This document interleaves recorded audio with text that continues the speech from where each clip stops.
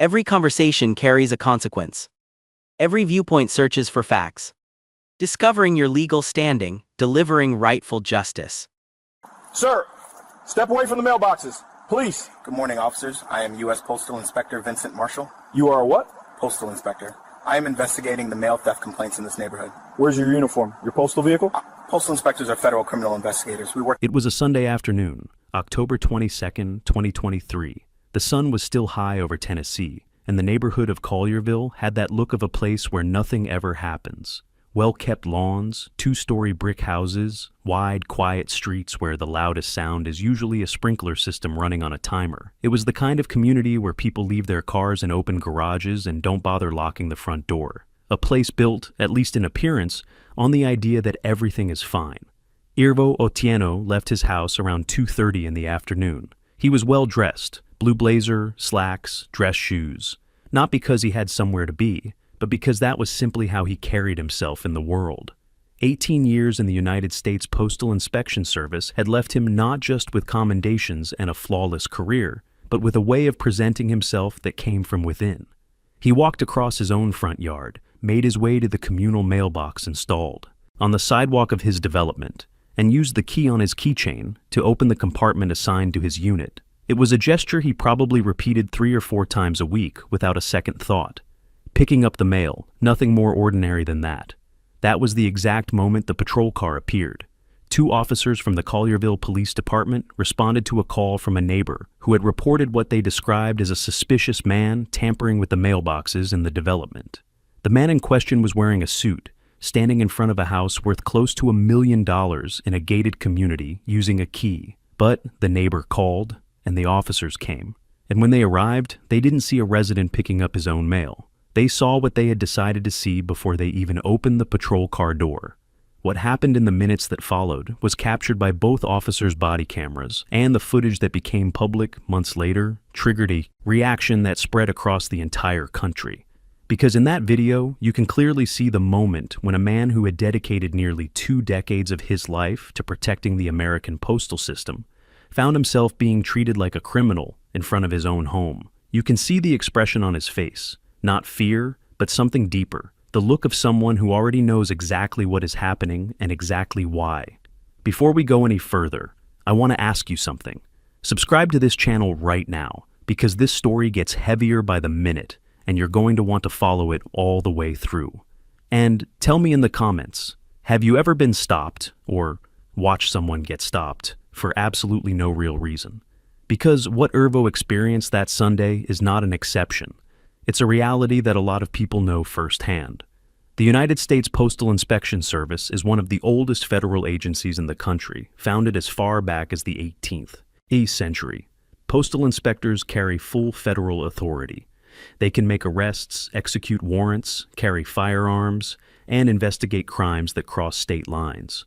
Irvo Otieno was not a mail carrier delivering packages. He was a career federal agent with credentials that placed him at a level of authority equivalent to an FBI agent. He had investigated fraud cases worth tens of millions of dollars. He had worked cases involving organized crime, narcotics trafficking through the postal system, and money laundering.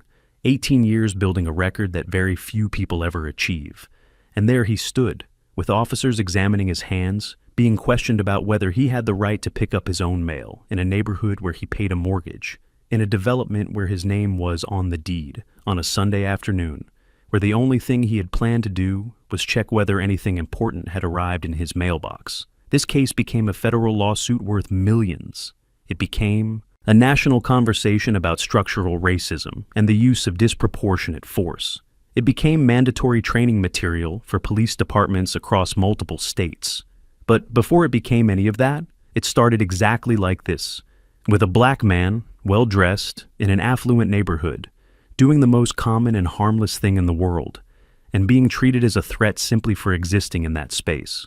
The 2 officers who responded to the call that afternoon were Detective Brian Chandler and Officer Kyle Samples. They arrived on the scene in less than 10 minutes after the neighbor placed the report. And here, it's worth pausing for a moment to understand what exactly was said in that call, because it matters. The neighbor didn't report a window being forced open, didn't report anyone fleeing with mail tucked under their arm. There was no evidence of a crime taking place. What the neighbor said, in essence, was that there was a black man in a predominantly white neighborhood doing something that didn't register to them as belonging in that space. That was enough to trigger a police response. When Chandler and Samples arrived, Irvo was still near the mailbox. He wasn't running. He wasn't acting evasively. He was simply standing there, in a suit, holding his mail, the way any resident would. But the approach didn't begin with a casual question or a professional introduction. It began with both officers positioning themselves to block Irvo's exit, treating him as a suspect in a serious crime before a single word had been exchanged. The body cameras recorded everything from the very first second. What the footage shows is disturbing, not because of any explicit violence, but precisely because there is none. There were no punches thrown, no weapon drawn, nothing the world could label as police brutality in its most obvious terms. What there was instead was something more subtle and, in some ways, more revealing.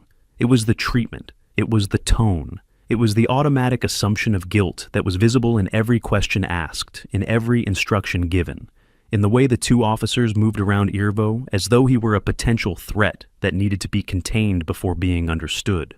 Irvo Otieno was treated like an intruder in the very neighborhood where he lived, because someone, somewhere, looked out a window and decided he didn't look like he belonged. There. Irvo identified himself, said he lived there, said he was picking up his own mail, pointed to his own house, visible just a few meters away, gave his address. And still the officers continued the stop. They asked for documents. They demanded that he prove he had a right to be in that location. And it was at that moment that Irvo made a decision that would define the next several months of his life. He didn't escalate. He didn't raise his voice. But he didn't back down either. He walked to his car, retrieved his wallet, and presented his federal credentials from the United States Postal Inspection Service. The officer's reaction to seeing those credentials was captured on camera. And it was not the reaction of someone who had just understood they had made a serious mistake. It was the reaction of people who were thrown off for a second, recalibrated, and tried to find a way out that didn't include admitting anything. Instead of ending the stop immediately, as any minimally, reasonable protocol would require, when facing an identified federal agent, both officers continued asking questions, continued treating Irvo as though the credentials were something to be verified rather than accepted. As though a black man in a suit holding federal identification still needed to prove something more. Think about this for a moment. You are a federal postal inspector with 18 years of service. You are standing in front of your own house. You have presented your identification, and you are still being questioned about your right to exist in that space. What do you do with that? How do you process the fact that the very system you dedicated your entire career to serving is the same system being used against you in that moment? Irvo Otieno didn't lose his composure, but what happened after that moment, what the officers did with the information they had right in front of them, is what transformed a baseless stop into a federal lawsuit with consequences neither. Officer could have anticipated that Sunday afternoon. There is a detail in the body cam footage that many people who watched the video cited as the moment everything became clear. It's not the moment of the initial stop. It's not the moment Irvo presents his credentials. It's a moment slightly after that, when one of the officers steps a few feet away and makes a call. He is verifying Irvo's credentials over the radio, requesting confirmation that the federal identification is legitimate, and while he waits for the response, he remains positioned in a way that keeps Irvo where he is, as though the possibility that this entire situation was a mistake had not yet crossed his mind in any real way. The confirmation came back. The credentials were legitimate. The man they had stopped was exactly who he said he was. And still, the stop did not end there. What happened in the minutes that followed revealed something about the mindset operating in that scene. Rather than withdrawing professionally, acknowledging the error, and ending the contact, the officers entered what investigators and civil rights attorneys describe as defensive escalation. When an officer realizes they are wrong, but instead of stepping back, attempts to find some retroactive justification for having initiated the stop in the first place. They began asking questions about other things, about Irvo's vehicle, about where he was headed, about details that had absolutely nothing to do with the original reason they had been dispatched. It was as though they were trying to find, in real time, some reason that would transform the stop into a justifiable act. Irvo recognized that pattern. 18 years investigating crimes that frequently involved abuse of authority and misconduct within institutional systems had given him an ability to identify irregular behavior that few civilians would possess. He knew what was being done. He knew he was being kept there, not because there was any legitimate suspicion, but because the two officers needed time to build a narrative that would make sense for the reports they would have to file later. And he stayed. He answered the questions calmly. Not because he was required to, but because every second of that interaction was being recorded, and he understood the value of that footage. The problem with defensive escalation is that it rarely ends cleanly. The more the officers tried to find a reason for having stopped Irvo, the more visible it became that there was none. The body camera kept recording. The questions kept revealing the absence of any legal basis for that stop. And then came the moment that attorneys would later describe as the most expensive mistake either officer had ever made in their career. One of the officers, with the camera running, with Irvo identified as a federal agent, with zero evidence of any crime, asked Irvo to place his hands on the hood of the car to be searched. A federal postal inspector, in the neighborhood where he lived after presenting credentials, confirming his identity and authority, was subjected to a physical search in front of his own home. Have you ever wondered what goes through someone's mind in a moment like that? Not someone who is afraid. Irvo wasn't afraid, at least not in the conventional sense, but someone who completely understands the scale of what is happening, who knows that this should not be happening, who is living in first person, the most brutal possible contradiction between what the system promises to be and what it demonstrates itself to be in practice. Irvo Otieno spent 18 years being the system, being the authority, being the side that investigates, that arrests, that protects. And in that moment, he was being treated as the opposite side, not because of anything he had done, but because of how he was visually read by two men who decided, in fractions of a second, what he represented. The search found nothing. Of course it did. Because there was nothing to find, Irvo was released with no charges, no formal record of any infraction, no official explanation for what had just occurred. The officers returned to their patrol car. Irvo stood on the sidewalk for a moment, and then he went inside. But before he closed the door, he did one thing that would define the next 18 months of everyone's life involved in that case. He picked up his phone and called a lawyer. The law firm Irvo Otieno contacted that evening specialized in civil rights and police misconduct cases. The attorneys listened to his account, asked him to describe every detail in chronological order, and before the call even ended, had already filed the formal request to preserve the body camera footage from both officers. That step is critical and frequently overlooked by people unfamiliar with the process.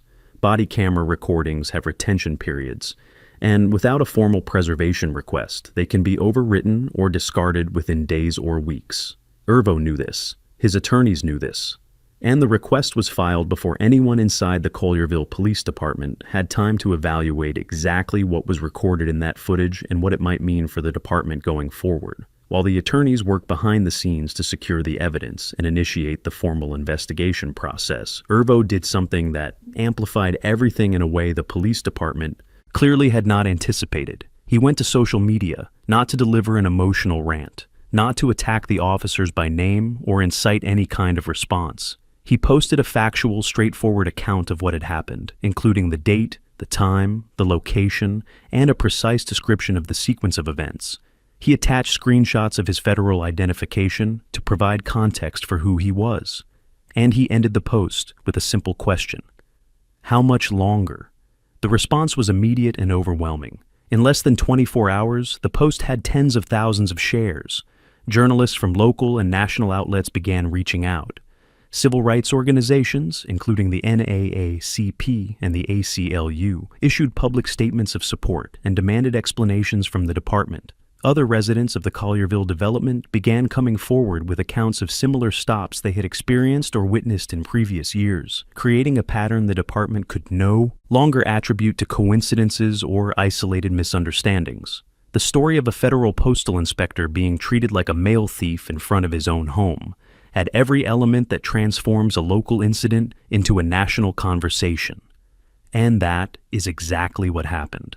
The Collierville Police Department issued an initial statement that followed the standard script in these situations. Words like internal investigation, established procedures, and full context appeared in the text, with the frequency of an institution trying to buy time without saying anything concrete.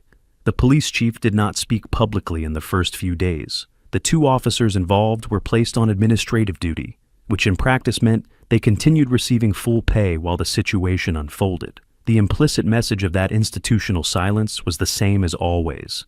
Wait for the noise to die down, for media attention to shift elsewhere, for people to forget. But this time the noise did not die down, because the body cam footage was released. And when the public watched that video, a man in a blue suit standing in front of a large brick house using a key to open his own mailbox, being stopped, questioned, having his federal credentials dismissed, and being subjected to a physical search, the reaction was of an intensity the department was not equipped to handle. There was no ambiguity in that footage. There was no camera angle that favored the officer's narrative. There was no way to watch that video and conclude that any part of that stop had been justified by any reason other than the fact that Irvo Otieno was a black man in an affluent neighborhood. Think about the weight of that for a moment. We live in a time when videos of police stops have become so common that many people have developed a kind of emotional numbness toward them. But this one was different, because this was not a case where there was any gray area, any element open to interpretation, any detail someone could use to construct an alternative argument. It was a federal agent, with credentials, in front of his own home, being treated as a suspect, with everything recorded in high definition. And when that level of clarity meets that level of public visibility, what typically happens with internal investigations that tend to protect their own, the quiet filing away, the discreet commendation of the officer involved, the conclusion that everything was done within procedure, simply was no longer a politically viable option for the department. The external pressure had created a situation where any outcome that did not involve real and visible consequences for both officers would be read by the public as confirmation of everything people already suspected about how these departments operate when they are being watched. The Collierville Police Department was cornered between the internal culture that tends to protect its members and the external reality of a video the entire world had seen. And it was at that point of maximum tension that Irvo's attorneys formally filed the civil action in federal court. The initial petition filed by Irvo Otieno's attorneys in federal court was a document of surgical precision. Every allegation was anchored in concrete evidence. Every violation was connected to a specific legal provision. The action cited the Fourth Amendment of the United States Constitution, which protects citizens against searches and seizures without probable cause. It cited the Civil Rights Act of 1871, known as Section 1983, which allows citizens to sue state agents for constitutional violations. And it cited federal precedents that established with clarity what constitutes a lawful stop and what constitutes arbitrary detention. It was not a petition built on moral outrage, though the outrage was entirely justified. It was a petition built on facts, chronology, and jurisprudence, and that made it extraordinarily difficult to contest. The police department hired an outside law firm to handle the defense, which in itself was a signal that the situation was considered serious. Internally, the municipal office that would normally handle this type of action was deemed insufficient for the level of exposure the case represented. The defense attorneys began with the most predictable strategy available, attempting to establish that the officers had acted in good faith based on a legitimate citizen complaint, and that the stop fell within the limits of what is permitted during a reasonable suspicion investigation. It was a weak argument against the footage, but it was the only argument they had. The problem is that reasonable suspicion has a very specific legal definition, and standing in a suit on the sidewalk of your own development does not fit any reasonable interpretation of that concept. During the discovery process, the phase where both sides are required to disclose relevant evidence and documents, Irvo's attorneys requested the complete complaint history for both officers involved. What they found was revealing not because there was an explosive pattern of documented brutality, but because there was a consistent pattern of small complaints that had never been taken seriously. Stops without clear justification, racially charged language in incident reports, complaints from black residents of the same neighborhood who had been questioned about their right to be in their own homes. Each complaint individually could be dismissed as subjective or inconclusive. Together, they formed a narrative that the defense attorneys could not unravel. The deposition phase was where the defense began to collapse most visibly. When Chandler and Samples were questioned under oath about the decisions they made that afternoon, their answers revealed an inability to articulate any coherent legal justification for the stop. When asked directly what specifically had generated reasonable suspicion to initiate contact, both officers gave responses that ranged between vague and contradictory. One said the way Irvo moved near the mailbox seemed unusual. The other said the neighbor's complaint was sufficient on its own. When Irvo's attorney pointed out that an anonymous complaint without specific details of a crime does not constitute probable cause or reasonable suspicion under established federal jurisprudence, neither officer was able to respond satisfactorily.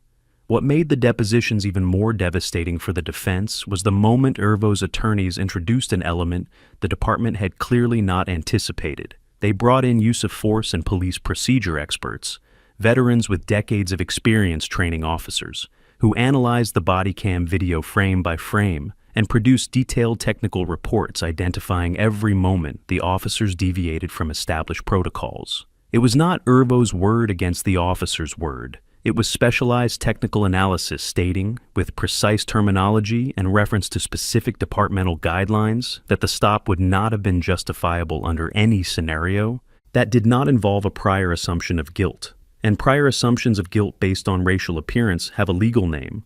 It is called discrimination. The city of Collierville received from the law firm hired for the defense an honest assessment of where the case stood, and that assessment was brutally clear.